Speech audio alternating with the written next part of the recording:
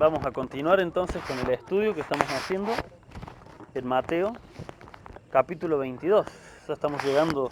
¿Quieren Biblias? Si alguno trae Biblia y quiere Biblia, hay Biblia adentro, ¿eh? ¿O tienen el celular? Sí. Bien. Mateo 22, y hoy nos toca leer la porción del versículo 15 al 22.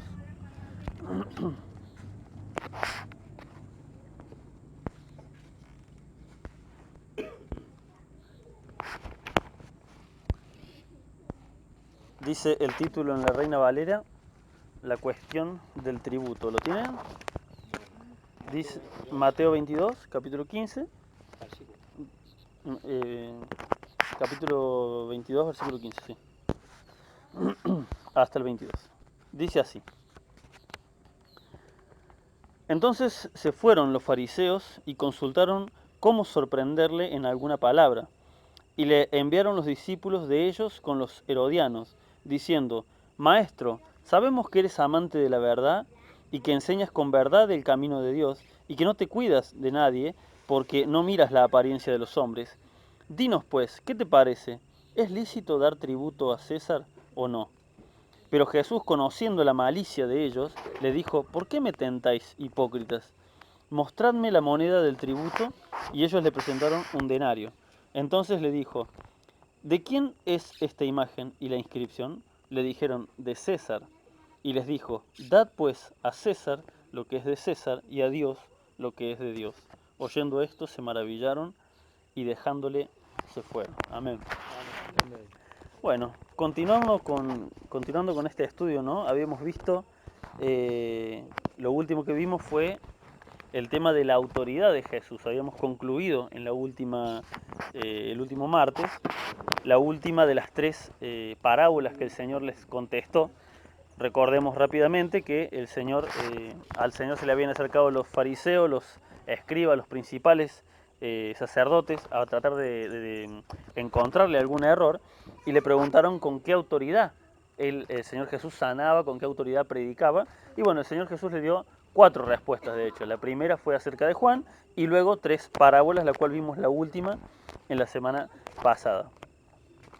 Y a continuación, a partir de ahora, vamos a ver tres tres preguntas, perdón, pero de parte de ellos, de los fariseos.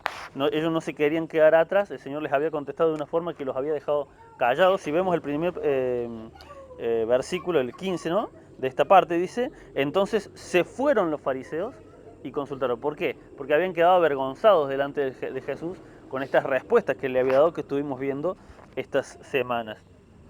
Versículo 15 dice: entonces se fueron los fariseos y consultaron cómo sorprenderle en alguna palabra. O sea, ¿qué es lo que hicieron? Se reagruparon, ¿sí? Lo que se conoce en una guerra como reagruparse. Cuando ven que está siendo derrotados en una guerra, abandonan la batalla, pero se van y se reagrupan para volver a atacar. Eso es lo que le estaban haciendo a Jesús. Y fíjense si recordamos lo que fueron las tres parábolas anteriores, y para el que no la escuchó, están en el canal de YouTube de la iglesia, si las quieren en algún momento repasar.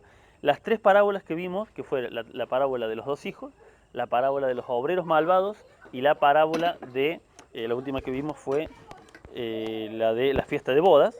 Estas tres parábolas fueron una respuesta tremenda, fue una respuesta perfecta que los dejó sin palabras, no sabían qué responder estos hombres, estos fariseos.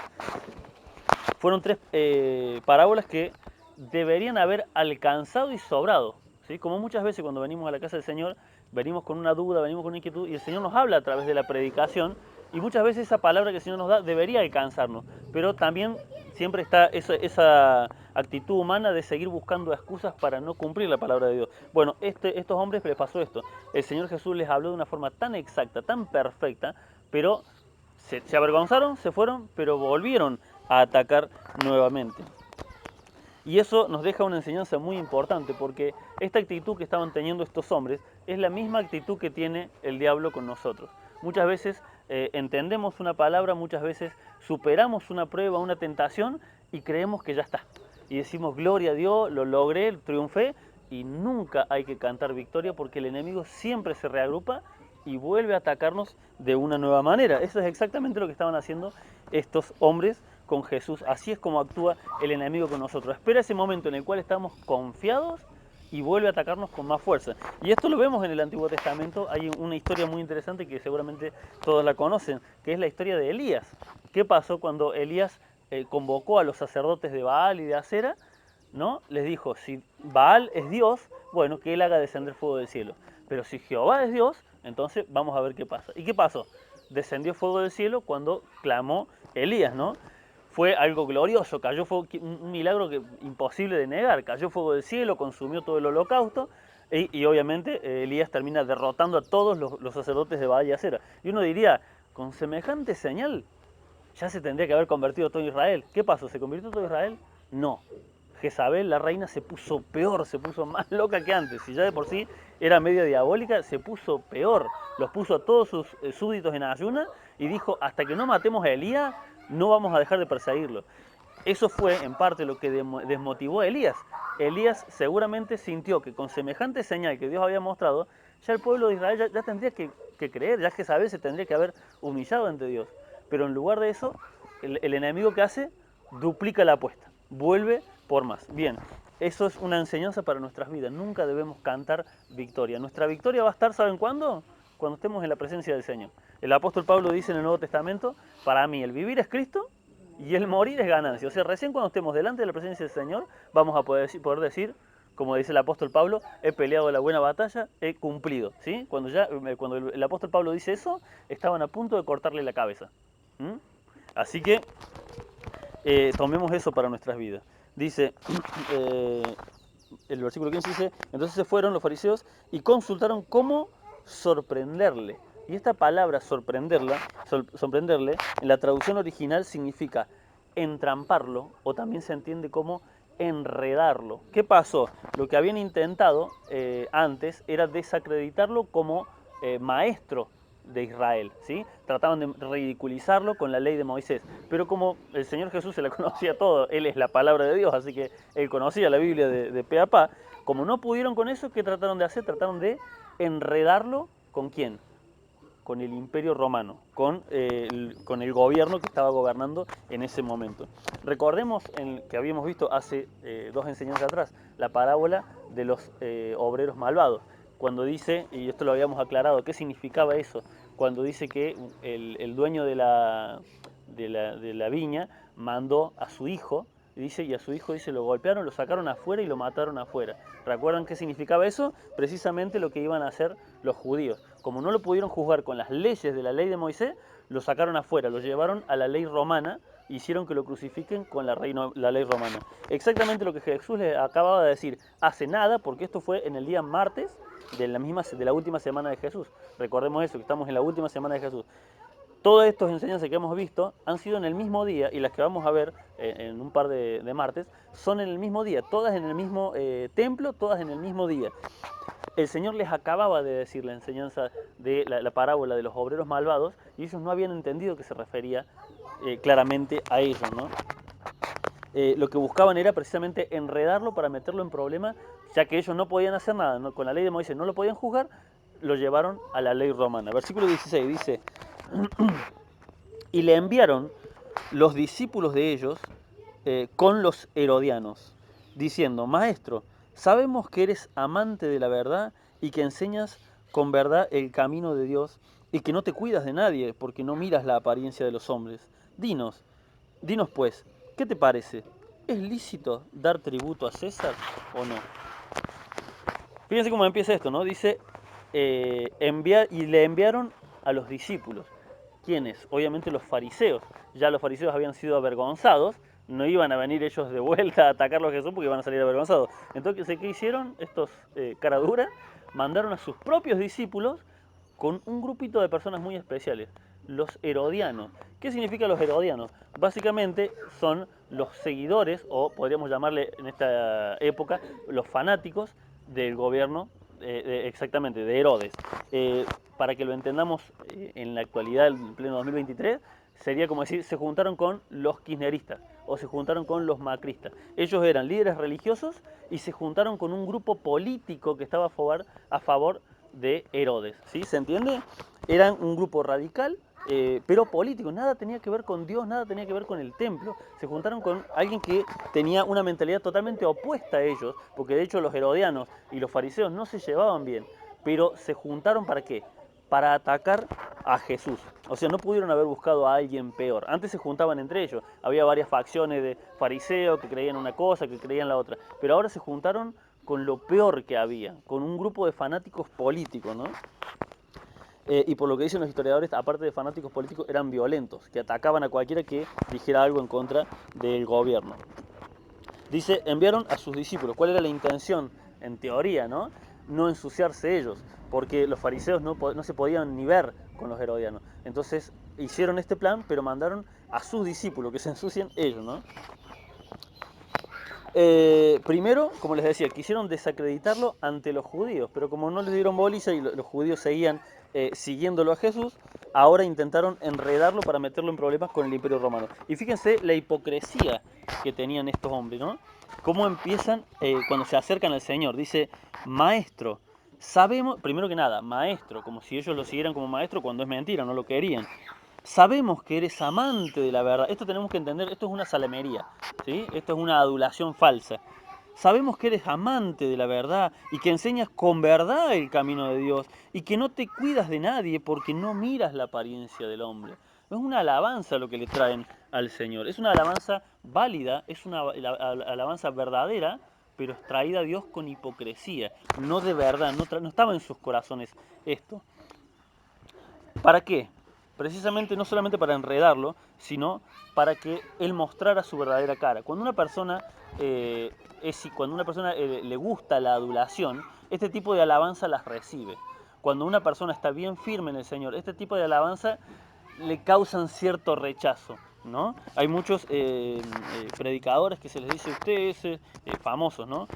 Usted es uno de los más grandes representantes de la iglesia cristiana. Oh, la gloria para el Señor, dice. Y la reciben a esa alabanza, por más que digan la gloria para el Señor. Un verdadero cristiano rechaza esa alabanza. No, la gloria es de Cristo y si soy algo es por Cristo, nada más.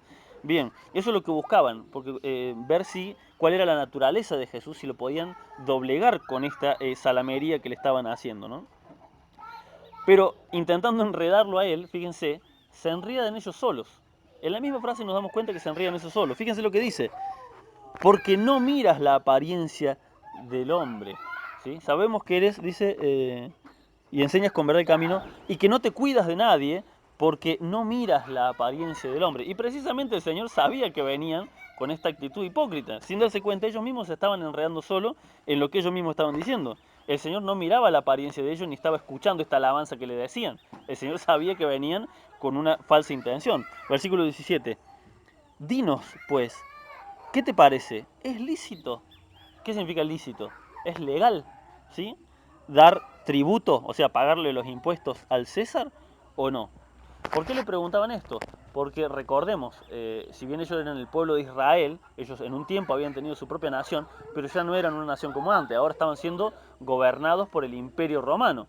Entonces, ¿por qué le preguntan si es lícito? ¿Cómo no va a ser lícito? ¿Cómo no va a ser legal pagar los impuestos? Claro, le preguntaban si era lícito delante de la ley de Moisés, ¿no? ¿Por qué? Porque respondiera lo que él respondiera, y a eso se refería con enredarlo, ¿no? Si él respondía, no, no es lícito pagar los impuestos, los metía en problema con los romanos. Y si él decía, sí, paguen los impuestos como corresponde, entonces lo iban a acusar delante de los judíos, ven, este es un traidor a la patria, este está a favor de César en vez de a favor de Israel. De esa forma trataban de enredarlo. ¿Cómo no va a ser lícito? Es lícito. La pregunta era una pregunta tramposa, ¿sí? Para que respondiera lo que respondiera, porque estos hombres en su cabeza habían empezado dos opciones, o por sí o por no. Respondiera lo que respondiera, iban a meterlo en problemas al Señor Jesús. Ellos lo planteaban, fíjense, como una imposibilidad. Es imposible pagarle al César si sos judío. No puede ser. Y sin embargo el Señor les da vuelta la cosa. Fíjense, versículo 18. Pero Jesús, conociendo la malicia de ellos, les dijo, ¿por qué me tentáis, hipócritas? En otras oportunidades hemos visto, ¿no? Acá dice conociendo la malicia de ellos, en otras oportunidades hemos visto que dice conociendo los pensamientos de ellos. Por eso queda claro muchas veces en los evangelios que Jesús era Dios hecho hombre. Ningún hombre puede conocer los pensamientos de otra persona. Ningún hombre común puede anticipar los pensamientos o lo que va a hacer la otra persona. Sin embargo, el Señor Jesús siempre estaba preparado para este tipo de cosas. Y fíjense, le dice, hipócritas. ¿Por qué me tientan, hipócritas? Esa supuesta fachada, ¿no?, que presentaron delante del Señor Jesús de esa alabanza, porque es hermosa. Cuando vos lo ves, lo lees, yo decía, es hermosa la alabanza. Maestro, sabemos que eres amante de la verdad, que enseñas con verdad el camino de Dios y que no te cuidas de nadie porque no miras la apariencia. Es verdad, todo lo que dijeron es una alabanza válida al Señor, pero era una hipocresía, era una fachada que estaban presentando. Esa alabanza que presentaron, fíjense, no duró nada, ni un segundo. El Señor no cayó ni por un instante, porque Él era Dios y conocía su pensamiento. Y fíjense, aunque parezca un poco loco, es precisamente en los aduladores, ¿sí?, donde se notan estas cosas. A pesar de que sea una alabanza dada al Señor, es ahí donde está la mayor posibilidad de ser traicionado, en las personas que más adulan. Fíjense lo que dice Proverbios capítulo 29, vamos rápidamente. Ya en Proverbios el rey Salomón lo había escrito de una forma excelente. Proverbios capítulo 29.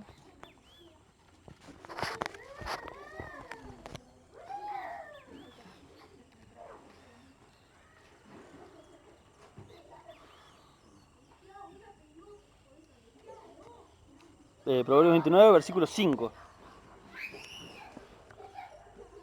Dice así: el hombre que lisonjea, ¿qué significa lisonjear? Adular, exactamente lo que estaban haciendo estos hombres, ¿no? Hablar demasiado bien de una persona. El hombre que lisonjea a su prójimo, red, o sea, trampa, tiende delante de sus pasos, ¿sí? El hombre que está haciendo esto de alabarte, de decir, che, qué bien que hace las cosas, qué bien que predicás, la verdad es que no he visto muchos cristianos como vos. El que hace esto, lo que está haciendo es tendiendo una trampa delante, ¿no? Esto lo decía en Proverbios el rey Salomón. Y el Señor obviamente tenía conocimiento de esto, ¿no?, de este pasaje precisamente. Porque es exactamente lo que estos hombres hacían, y es la enseñanza más importante, obviamente, es hacia nuestras vidas. Mucho cuidado con los aduladores, mucho cuidado con las personas que se acercan a nosotros a través de este tipo de lisonja, a través de este tipo. A mí me ha pasado varias veces, el pastor seguramente también, de que después de una predicación viene alguien y dice, oh hermano, cómo me habla siempre el Señor y cómo lo usa usted. Y está bien, a veces pasa que, hermano, la palabra me bendijo. Y eso te levanta el ánimo, qué bueno, significa que fue de parte de Dios. Ahora cuando una persona insiste, che, vos la verdad que estarías muy bien de pastor, che, vos la verdad que el Señor te va a usar para grandes cosas, ya cuando hay demasiada lisonja, ya el corazón del cristiano empieza a crujir, ¿no? Que me causa rechazo. Cuando una persona no está bien en el Señor, recibe esa alabanza y le gusta esa alabanza, ¿no? Y le da la gloria a Dios, pero recibe esa alabanza. Sin embargo, el verdadero hijo de Dios le choca la lisonja, le choca ¿cómo se dice?, la adulación, ¿sí? Y es precisamente lo que le pasaba al Señor Jesús. En este momento, cuando apenas ellos le empezaron a hablar, ya al Señor me imagino el repelús que le dio de escucharlos nomás. Semejante alabanza tan hermosa, dicho con una boca hipócrita. Huyamos, hermanos, de este tipo de personas. Tengamos mucho cuidado con las personas que se acercan a nosotros de esta manera. Y lo puedo dar brevemente como testimonio personal. Tristemente, estas personas que a mí se han acercado de esta forma, diciéndome, teniendo nosotros pastor acá en la iglesia, diciéndome, vos vas a ser pastor y seguramente vos vas a ser el siguiente pastor de esta iglesia, esas personas son las que en este momento no están en esta congregación. Fíjense qué loco. ¿Cuál era la intención de esas personas? No lo sé, ¿sí? Y tristemente, esas personas terminan yéndose a iglesias de las peores que podés encontrar. Terminan tal cual como hacían estos hombres, aliándose con los herodianos, aliándose con la peor, y no a una iglesia de sana doctrina, a una iglesia donde se habla de lo más vil, de lo más bajo, a ese lugar se van. ¿Por qué? Porque en el corazón no había una verdadera conversión de parte de Dios. Había esto, lisonja, había esta adulación. Es una señal clara de que una persona no está con el Señor, cuando lisonjea demasiado a otra. ¿No es eso exactamente lo que estaban haciendo estos hombres con el Señor? Lo estaban tratando de, ¿cómo se dice?, engatusar a través de estas palabras hermosas, que si fuera un simple hombre capaz que caía, pero no era un simple hombre, era el Hijo de Dios. ¿Y qué querían? Obviamente estos hombres hacerlo demostrar como un falso maestro. Un falso maestro cae ante estas adulaciones. Y concluimos rápidamente, versículo 19. Veamos cómo termina. Volamos a Mateo 22 y veamos cómo termina esta historia. Dice, eh, bueno, primero en el versículo 18 le dijo Jesús, conociendo la malicia de ellos, le dijo, ¿por qué me tentáis, hipócritas? Versículo 19, mostradme la moneda del tributo. Quiero que como siempre tengamos en cuenta, ¿no? Siempre decimos, hay que entender la forma en la cual fueron expresadas las palabras. En este momento, la palabra anterior, el versículo 18, ¿qué hay en la boca del Señor? Hay enojo, ¿sí? ¿Por qué me tentáis, hipócritas? ¿Sí? Entonces, ¿cómo es la siguiente frase? Mostradme la moneda del tributo. Es una expresión de enojo. Les contesta, pero de mala gana. Les contesta enojado por esta tentación y esta farsa que le están haciendo. Mostradme la moneda del tributo. Es una orden así, ¿no? Seria. Y ellos le presentaron un denario. Entonces le dijo, ¿de quién es esta imagen y la inscripción? La moneda, obviamente el denario, tenía la cara del César con la inscripción del César, ¿no?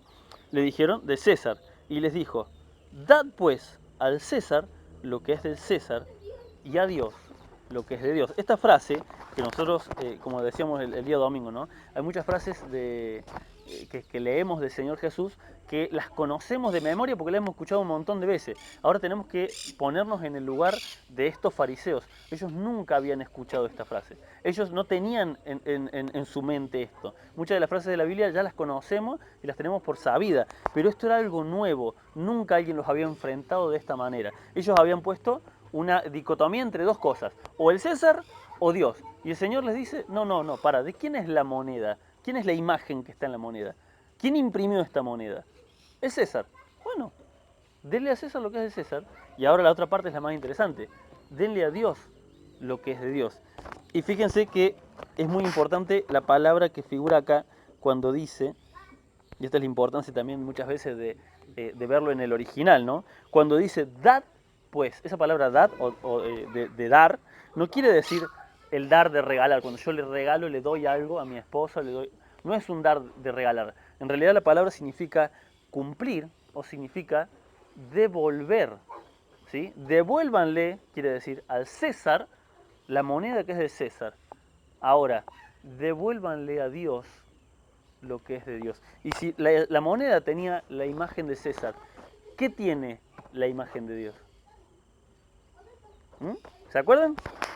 Hay algo que tiene la imagen de Dios. Nosotros. ¿Cómo fuimos hechos? A imagen y semejanza de Dios. Por lo tanto, esto no se refiere solamente a la plata, porque muchas veces se dice, bueno, hay que pagar los impuestos y también hay que dar el diezmo y la ofrenda como corresponde. ¿Sí? No se refiere solamente a eso. Nuestras vidas le pertenecen al Señor. Nosotros somos la imagen del Dios vivo, dice la palabra de Dios. Por lo tanto, ¿qué es lo que le tenemos que dar a Dios? Entregar al Señor nuestras vidas completas. ¿Amén? La imagen de la moneda representaba al César. Ahora, la imagen de Dios, como ya hemos visto, no es nuestros ojos, nuestra nariz, nuestra boca, no es que Dios tiene unas facciones así. Nosotros somos hechos a imagen y semejanza, se refiere a los atributos espirituales, a que Dios ama, a que Dios siente, a que Dios quiere, ¿sí? Cosas de nosotros. Todas esas características nos muestran que es un Dios personal, es una persona, no es una fuerza, no es un ente, es un ser divino existente no divino nosotros, pero existente como nosotros, que piensa, que siente. Así somos nosotros hechos a la imagen y semejanza de Dios. Por lo tanto, en cada momento que le estamos negando, cuando tenemos la obligación de servir al Señor y nos estamos negando, le estamos robando a Dios, le estamos robando nuestro tiempo, le estamos robando nuestras vidas. ¿Por qué? Porque no nos pertenecemos a nosotros mismos, le pertenecemos a Él. ¿Amén? Amén. Y bueno, y concluye el versículo 22, oyendo esto, se maravillaron y dejándole se fueron. Fíjense, vinieron con esta tentación hacia el Señor y terminan yendo maravillados. ¿Saben qué significa eso de maravillarse? Significa que se fueron atónitos. Se fueron, veíamos un video de, bueno, no importa de quién exactamente, pero un video que nos salió de una persona atacando a otra, ¿no? Pensando que la otra persona no iba a reaccionar, un hombre grandote y una mujer pegándole y arañándole y el hombre quieto, ¿no?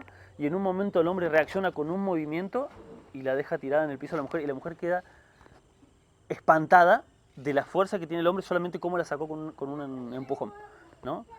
Quedó así, pasmada su mente, como diciendo, si este hombre quisiera, me podría destrozar, ¿no? Una imagen muy fuerte, voy a decir, un hombre pegándole a una mujer. En realidad simplemente se la sacó de encima. Y la mujer en el instante entendió la fuerza que tenía el hombre y se cayó la boca y se fue. Así quedaron estos hombres, quedaron espantados. Esa sería la palabra maravillado, significa espantado, aturdido. No sabían qué más responder y tuvieron que irse. Obviamente, como vimos al principio, el enemigo siempre que se va, se reagrupa. Se fueron por ahora, pero la semana que viene vamos a ver cómo sigue la historia. Amén. El Amén. Señor les bendiga mucho.